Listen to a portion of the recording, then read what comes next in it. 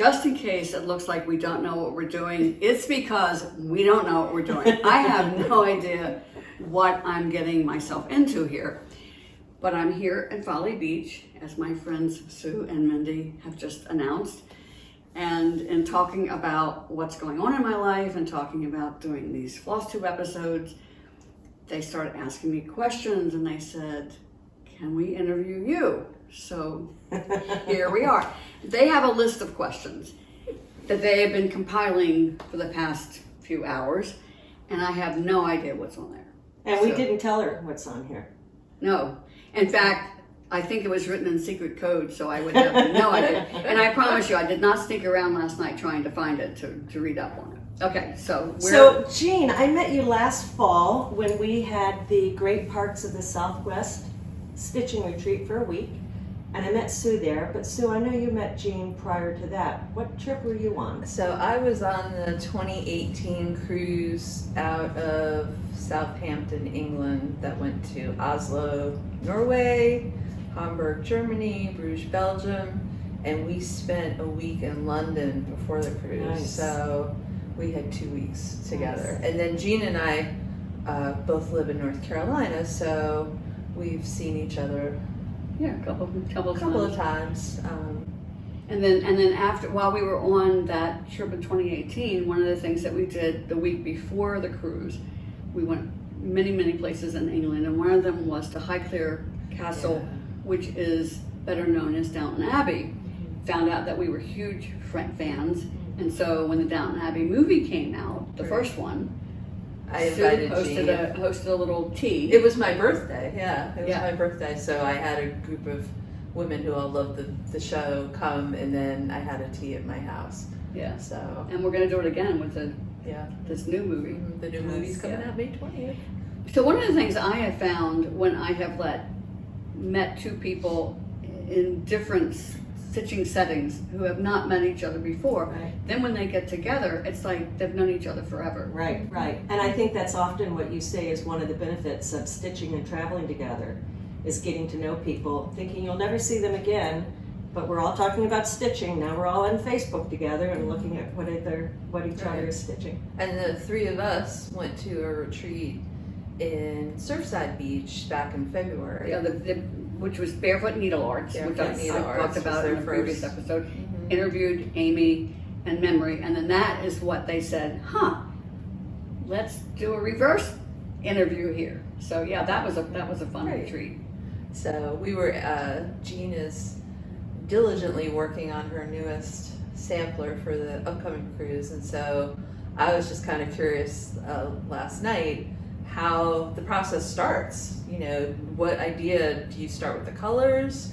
Do you start with the motifs, the quote that you use, and then how it all gets put into the computer, and then you're stitching it simultaneously and tweaking it and making changes. Yeah. In that cruise, our ports of call include places in Mexico and other places in the Caribbean. So I started researching antique or authentic Mexican samplers and found a great website from one of the museums, and they had great close-up photos of some of their antiques. And so from that, I took various motifs. Most of them, I felt like the colors, to me, didn't say tropical. Mm-hmm. They were very bright, lots of bright reds, etc., but didn't look tropical to me. So I took those motifs and changed the colors to be more tropical, to be like the tangerine and the bright yellow and the hot pink, turquoise, of course. So that's how that started as far as first doing the motifs. And because that one's part of what I call my ampersand sampler series, because they all have that ampersand in them, I wanted like the bear and the moose, the deer and the grapes. So I thought, okay, what flora and fauna is there that we think of with the tropics? So of course, the sea turtle and the flamingo came up. Well, originally the flamingo was a parrot, but it just didn't look, I just couldn't make it work. So when I changed the parrot to a flamingo, that was one of the big tweaks. The hardest part actually has always been the quote. And so Google is my friend, and so I Google, sea, ocean, friends, vacation, surf, just whatever words I can. And I probably spend as many hours sifting through various quotes to find the right one than any other single element. And so this one's from Van Morrison. And so once that piece fell into place, then the rest of it just kind of came together. So I have the pleasure of going on the Vancouver cruise to Honolulu. Yes. And you're working on several projects to teach us at that class. Right. But isn't there one with cording? Is that Yes. going to happen there? Yes, I'm teaching a half-day class, very hands-on, of how to make cording, single color, 2-color, 3-color, maybe even 4-color. We'll see. And so a lot of it is just the basics of how to do it. And then what I'm hoping people will come away with is like, okay, taking a 24-inch length of floss, 6 strands, making a cord of it, this is what it looks like. Take the same length of, say, 12 strands, what does it look like? So I want to teach people how to change the weight of the cording, the thickness of the cording by the number of strands. And then that way they'll have like their own little handbook. So later on, if they say, well, I want to do a cording and I want it to be this thin, and then they can look at their notes and say, oh, well, that one I made with this number of strands, and that way they can duplicate it. That's a great idea. So that's kind of the Right. the background of that. And then I didn't feel like that was really going to fill a half day. Although, I mean, playing with all the colors, I mean, it's going to be fun. So I'm also going to teach just very, very basic tassels. Not anything fancy.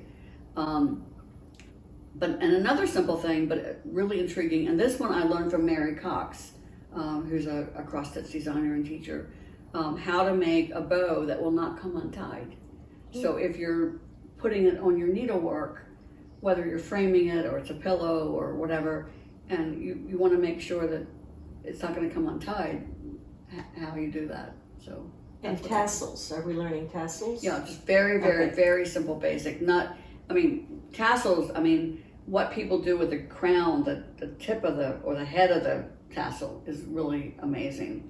We're not going to do any of that. Okay. There really won't be time in a half day. Okay. So, and I'm bringing oodles of floss that people can play around with different colors. All anybody needs to bring is just a pair of scissors and their curiosity and their imagination. So I recall on the trip to the parks, we spent a lot of our evenings in the lobby or in a stitch room. On a cruise, will we be able to do that as well with you, or will you be resting up for your next day? One of the big differences with the cruise, of course, is that when you have this nice sit-down meal, food is fabulous on the Celebrity Cruise Line ships. You've got great wait service. You've got a 3-course meal, and so dinner is at least going to be an hour and a half. And then every night the ship has entertainment. So there's always something to do. So I personally don't find myself stitching so much in the evening, because I like to take advantage of the entertainment. And so far, the cruise that I did last February, that was just a few months ago. It seems like an eon ago. Was on the Celebrity Edge, and I'm going to tell you what, the entertainment was just really, really good. It was like going to the comedy club one night and going to, I don't know, where they're just singing and dancing and all that kind of stuff, and it was really good. The one that I went on, we would come back from whatever, being out in the city or town or wherever we were. Short excursions. And there was usually maybe two hours in between when you got back and when you would go to dinner. Okay. And so we would go back to our cabins and sometimes sit out on the balcony. Nice. Just open the door and watch as the ship was leaving, you Yeah. know, as it's leaving the port, and sit there and stitch and watch the sunset Beautiful. or have a glass of wine. And there were 2 women next door to us that were also on part of the group. And we got the cruise ship, there were divider panels. They opened it up, so we had one big long balcony. So the Nice. 4 of us would sit out there and Yeah. just stitch. And then days at sea, we sometimes we stitched. The dining room had really good light. We would go, and the ship had I think jewelry making and, you know, scrapbooking, and so we just went and joined other craft people, and we had a big round table of about 10 of us. And it was kind of nice. There were a couple of young women on the ship who were not part of the trip, but who either knitted or cross stitched, who asked if they could join us, and we were like, of course, you know, come in. And they were just thrilled to find. I remember this one young woman. She was newly married. She and her husband were on the trip or on the ship, and she said, "I don't know anybody in my town that does this."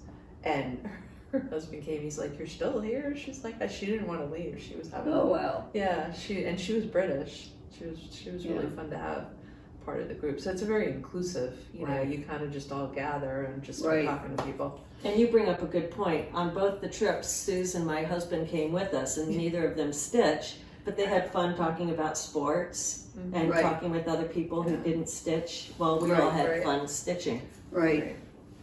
And my son-in-law has come on the cruises before, and he'll host a guys gathering at, you know, one of the bars or whatever. Nice. And so, you know, nobody needs to be by themselves. I mean, if they want to be by themselves, fine. But I mean, there's always something going on. And like I said, the lighting on the ship is great. On that February cruise, we found like it wasn't really a room, but it was almost like a little alcove that was just off the buffet area that had like a whole wall of windows. So you're getting to watch the wonderful scenery and, you know, tables and chairs, and we just all just gathered there every day. And other people would walk by and, you know, ask us questions, and we would ask them to join us. And That's great. And it was also nice being right close to the buffet, because you could always get up and go get a cup of coffee or get a soft drink or a glass of wine, whatever you wanted. So that was nice. So I'm a pandemic stitcher. I stopped stitching for many years, and during the pandemic, I picked it all back up again.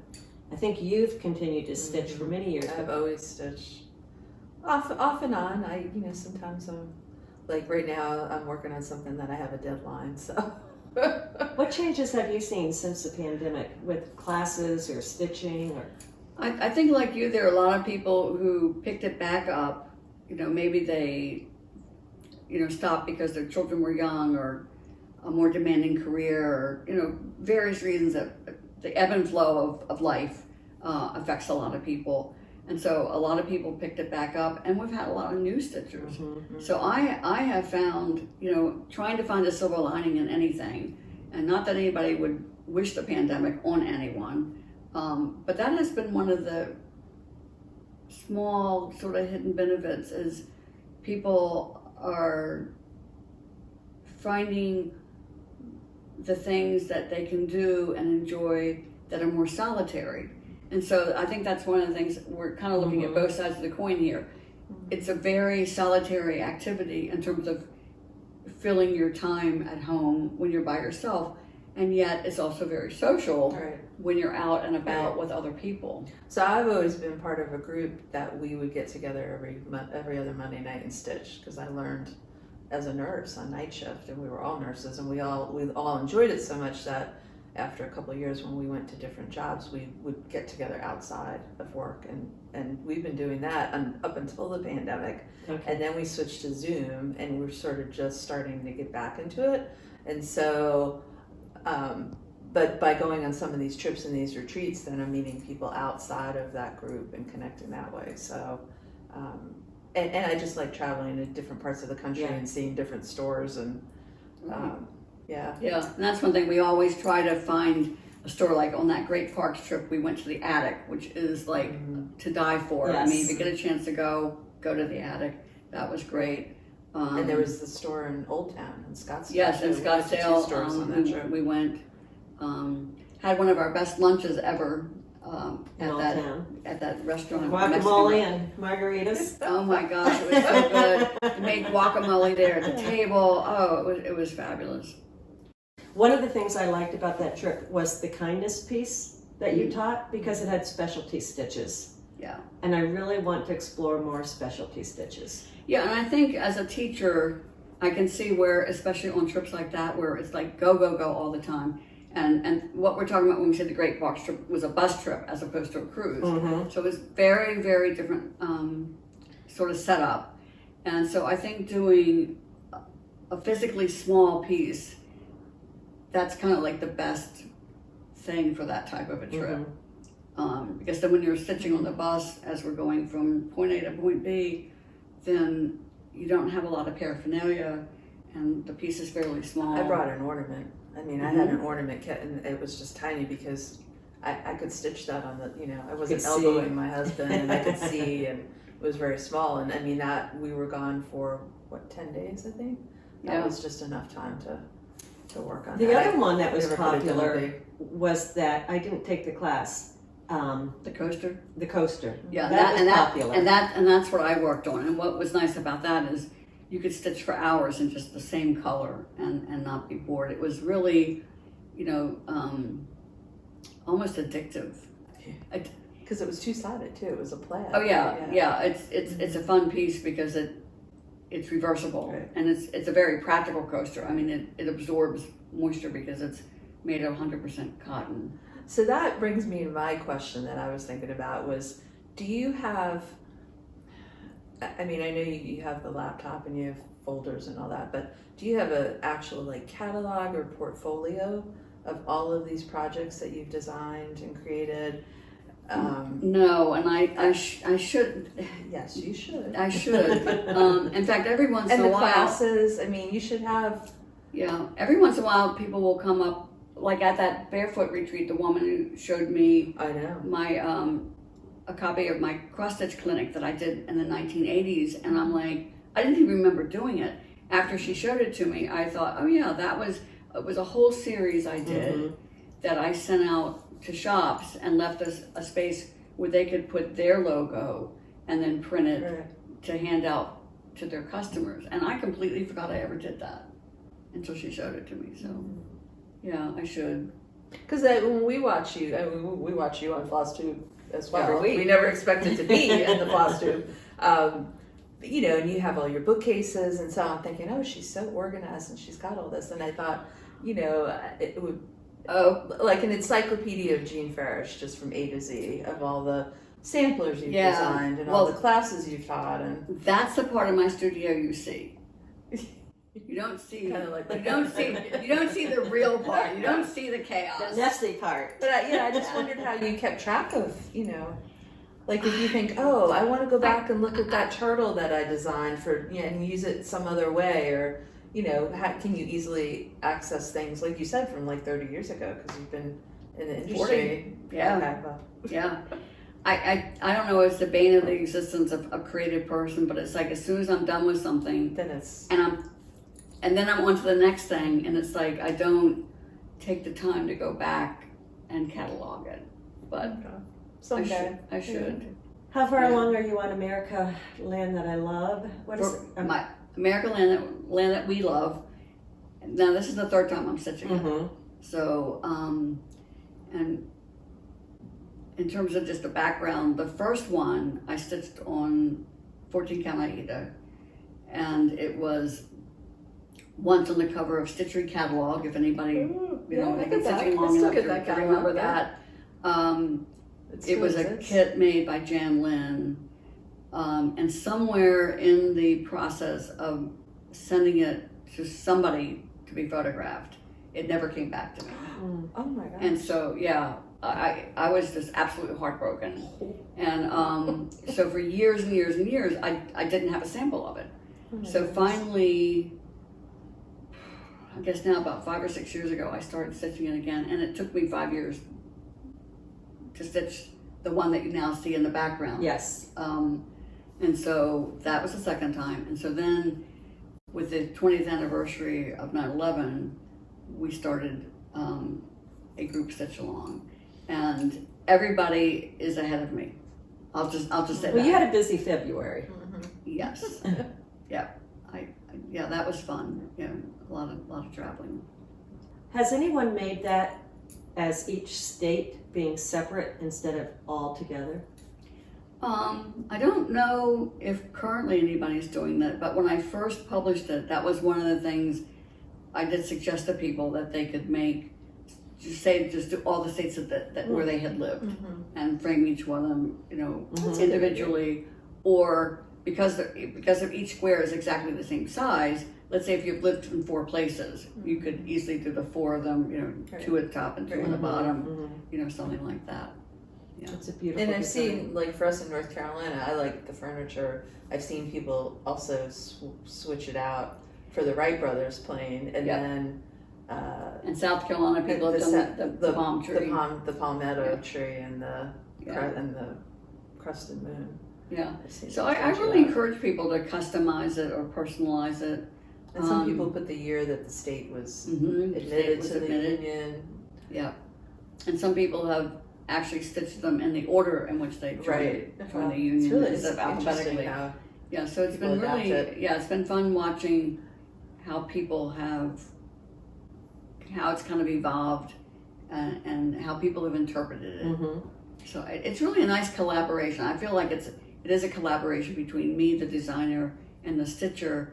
I think that they're taking a more active part by doing that. I would agree, and when you see on the Facebook group people telling you the changes they've made, you don't seem to be bothered by that at all. You appreciate it. No, I don't, and I know that there's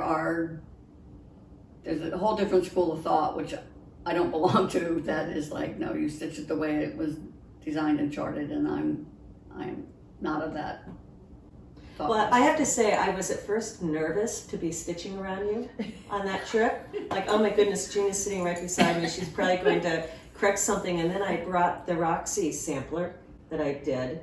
And I kept saying, how do I finish this satin stitch? And you realize that I had put my letters too close together, and I can't put the bottom satin stitch on. So I still have to go back and finish that up. But you saw it so quickly, and you're so nice to tell me what I had done that I need to change, but it was too far along to change it. Yeah. Did we work out an adaptation? You had suggested that I just come to the bottom on the right and on the left and finish it that way. Yeah, which is not unusual, and I mean there are many antique samplers that are like that. So yeah, well, good. You need to get It done. I get love Roxy this. I know I keep telling you, I love the strawberries. I think we had 4 different designs for the strawberries. Did you do that? Oh, it is fun. It is fun. Yeah, I'm teaching that on the Caribbean cruise. Good. Roxy.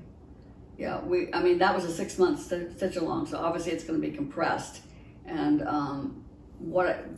by doing it as a stitch along with that group, I was able to identify where the real hurdles were. So in that half-day class, I'll really address, where the challenges are, and then people will have benefit of the video tutorials. Right. So they'll have that when they get home. Well, and the thing with the stitch alongs is people see a finished one posted and they think, I'd like to stitch that. Right. And then it's sort of like a new stitch along begins. Somebody starts doing it. So it's, and then they're posting their progress and you just keep seeing it. It's kind of fun to see where people are with that. So I have the America pattern in my stash to do. That's another future retirement. Well, when you think about it, a stitch along is that perfect blend of the solitary craft, but doing it with a group. Right. So you're feeling that social connection. Right. And if you have a question, you have somebody who can, if you're not on Facebook 24/7, Right. and someone else is.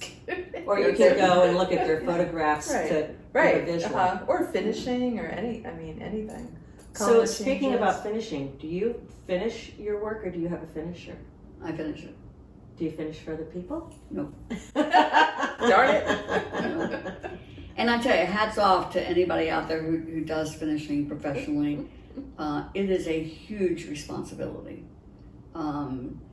It's like, I'll probably get mail about this, but to me it's like childcare. This person is mailing you this thing that they labored over, this all the time that they put into it, not even counting the money, and they're trusting you to take care of it and to, turn it into something beautiful and then get it back to you in a timely fashion. When you were talking about the pandemic, I mean, it hasn't affected me personally, but that is one of the things I hear, because so many more people are stitching. The finishers are really backed up. So, yeah. So what do you do when you're not stitching to have fun? I like to read. I like to bake.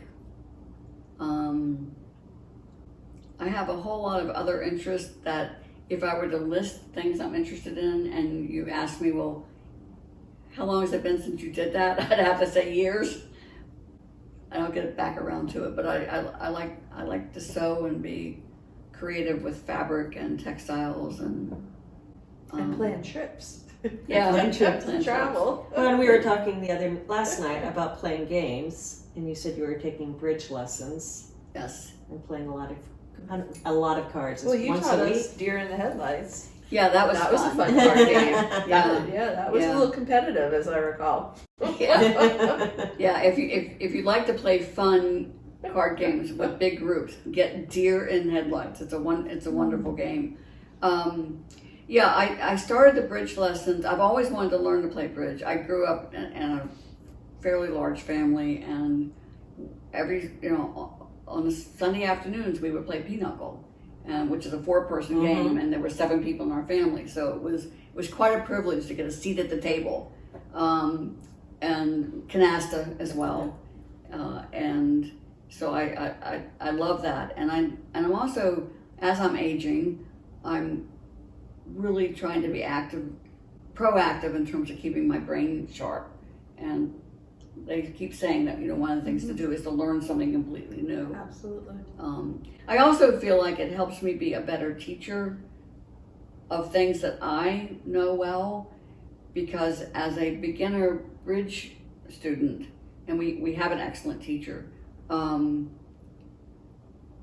put back in that sort of kindergarten stage of not knowing anything, and it reminds me that when I'm teaching in my classes, there'll be people who are there because they want to learn, and their knowledge base for that particular stitch or technique or whatever might be at 0, and so it kind of reminds me of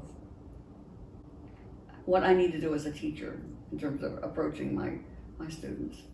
So here we enjoyed interviewing you, and we tried to do what you told us you do with people you interview, not share any questions with you. How do you feel being interviewed? I feel like I'm sitting here talking to 2 of my friends. Yeah. Yeah. So it's fun. So maybe you'll do it again the next time we're together. That's right. It'll be an annual edition, at least. Well, I'm going to say yes, only because there's that little bit of devil in me that says, that means every time they think of something, they'll be writing down a question, and that will, keep them busy. So. Well, it's just interesting when we're on the side that we are as the stitchers, but not the designers or the teachers, or we're the student and the stitchers, to be around somebody that's recognized on the national level, and then but them personally, and so then you're kind of curious, like, what's your life really like? And she's so low key. Yeah. Like when we were at the retreat, the Surfside, and so, that's Jean Farish. We're like, that's Jean, our friend. Yeah, so if I remember correctly, you guys dubbed yourself my entourage. We were the which is entourage. I'm We like were the most bodyguards. non-entourage person in the world. But it's always nice to travel with you, so I hope we get to do it again. Well, and they had a icebreaker, so it was find the person who came from Illinois, find the person who's stitching all in one color, find the person who's local, find the person who's on FlossTube, and wasn't there? Yeah, somebody, there were a couple of us. There were a couple of people that were on FlossTube, so Yeah. that was kind of fun to find that out. And you again, just got to meet everybody, and Jean just ran around right. Yes, check that was a retreat that I think I didn't was fun. count the stitches, but I think it may have been less than 100. I spent more time visiting with people than I think I did stitching. It was fun. Yeah. And I think people talk about not wanting to go to a retreat by themselves. But you're not by yourself. You're at a table with 6 other people, or 5 other right. people, or 8 other people. we Well, had- our table mate came by herself. Yeah, she We was were by at a table herself. of 4, and our 4th person was somebody who came by Yeah. herself. And even, on the Great Parks trip, I met the 2 of you and keep Yeah. getting together and doing Yeah. more trips. Even though you live far away. I live in Chicago. Yeah. Well, far away from us, not far away, but Yeah. but that's the beauty of social media and retreats. And we're all planning to go to Stitch North in Yes. May next Right. year, and I think we have 8 people we know, so 5 Right. more in addition to us. Well, we don't know them all, Right. between the 3 of us. Yeah. We were kind of going over the list last night of identifying people you may know because they went on the same trips that you went on, and kind It's of that, connecting what was people. that movie, 6 Degrees of Separation, TV movie, 6 Degrees of Separation, Yeah. that everybody, so, I have a friend who's from the Philippines, and she always says, everybody you meet once in your life, you'll meet again, and I found that to be so true. Interesting. Yeah. Huh. Yeah. Any plans in the work for the future gatherings? Well, 2023, we'll be doing the cruise out of Boston Mm-hmm. that I'm really excited. Well, I'm excited about all of them, but we're going to Prince Edward Island, which I promised Catherine Elizabeth when they were like in middle school reading Anna Green Gables that I would take them to PEI until I sat down, and this of course is before Google Maps, and figured out how long it was to take me to drive from where we live to Prince Edward Island, and kind of put the kibosh on that. So I'm finally getting to take my daughters to Prince Edward Island along with everybody Well, else. good, I'll get to meet them. And then we're sailing up the St. Lawrence Seaway to Quebec City, and have other stops as well. So that's the big thing for 2023. And 2024, we'd like to sail out of try to do our British Isles cruise and sail as many different ports as we can around the British Isles.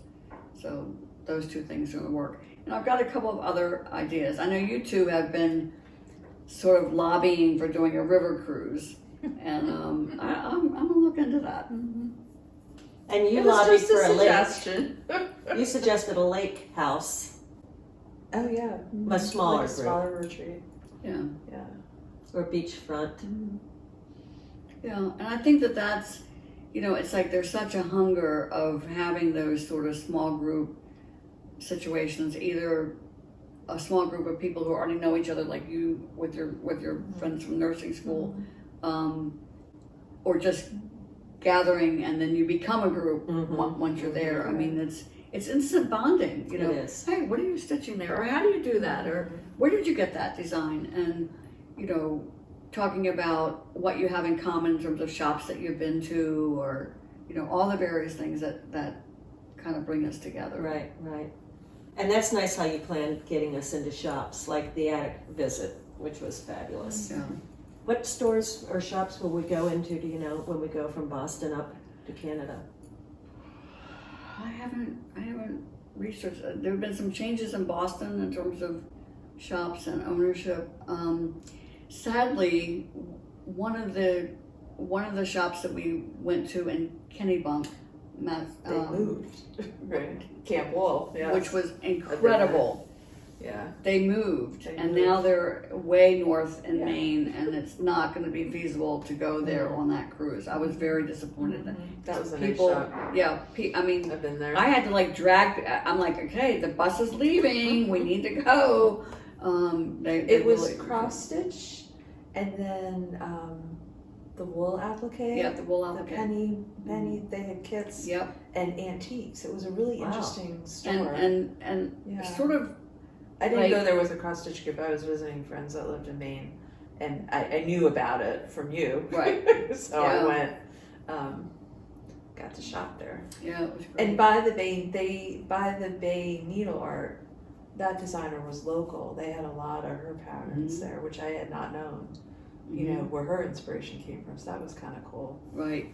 So that gets me thinking about, again, the Vancouver to Honolulu.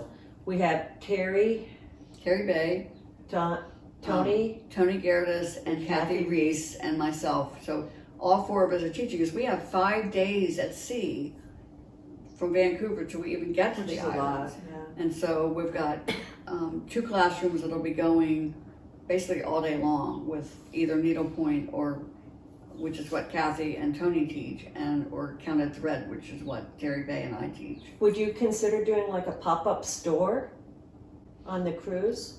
And I don't even know if that's possible because we're a small group of all the people. Well, one of the things that makes it a challenge is transporting all the stuff. Sure. And then because you're going into Canada, you've got customs and, just, it's a little trickier. Okay. Now there is a cross-stitch shop and a needlepoint store in Honolulu. Ooh. So, which will be our final port of call. And so I know, now one of the things that's different about that Hawaii cruise is I'm coming as a guest teacher. It's not a cruise that I have organized. And Ray and John at RGE Travels are doing a great job. But I have to, they do all that kind of planning. Right. And there's still some room. So I if make people want to come. suggestions and I nag. But, but at the end of the day, they're calling the shots on that one. That'll be fun. Okay, anything else? Any questions? I'm sure we'll think of more, but save that for the next episode. For the next episode. Thank you. The All right. vacation Well, friend this episode. is fun. We'll see. And of course, as I told them at the beginning, was that I get to edit this. So if there's anything I don't like, I'm letting you know. But so far, I would say that you're saying 100% of what we sat here and talked about today. Well, and if you edit anything out that we think should be in, we'll write comments on the FlossTube. Be the hecklers. All Oh right. gosh. What do you mean you didn't say? How come you didn't tell them the part about? We're not shy. All right. Okay. You two win. You get the last laugh. So. All right. And thank you so much for being our host. Yes. Oh, my pleasure. These couple of days, and this wonderful fish art that you saw at the very beginning is just absolutely delightful. Thank you. So we're in Folly Beach, as she said at the beginning, South Carolina, which is 20 minutes outside of Charleston. So you have the history of Charleston and the wonderful food and the wonderful beach of Folly. And these were made by a Folly artist I never met, I'm sorry to say. And I don't think he's making those fish anymore, but they are gorgeous. Yeah, they're really different. All right. Well, I think it's time for us to stitch. We'll have I think some so, lunch, too. Have some lunch Yeah. and That stitch the works rest of for the me. afternoon. All right. Great. Thanks. So between now and the next time I see you, stitch happy and stay safe. All right. That's a wrap.